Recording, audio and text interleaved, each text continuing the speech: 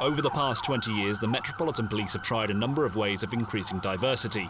But the most recent statistics show it's a problem that's proving difficult to tackle.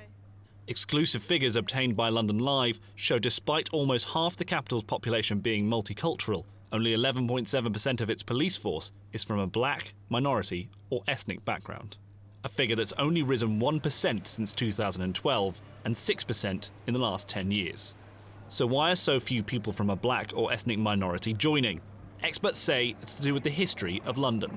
I do understand why there would be or could be some trust issues amongst young black people, because then we sort of go into that very contentious issue of stop and search, for example. Actually, in terms of the disproportionality of stop and search, young black boys. The story goes round, hang on, do I really want to be part of that? Why would I want to join these people who are just stopping me or stopping my mates? City Hall officials say they're dedicated to addressing the disparity between police and population, citing new commitments and accelerated policies. There's a long, long way to go. And if people are in the force for 30 years, it's going to take some time for the natural churn to make sure it is more representative. But recruiting more officers, finding different ways to support them, making sure we've got more PCSOs as well, because that's an obvious route into the police. And a lot of our PCSOs are from black and minority ethnic communities, really linking into the communities on the ground. It's really important we look at all these things to make sure we get a representative police force.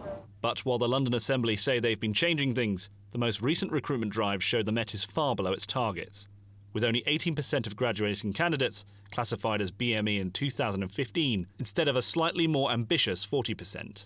So what more can the Met do to drive up recruitment of BME candidates?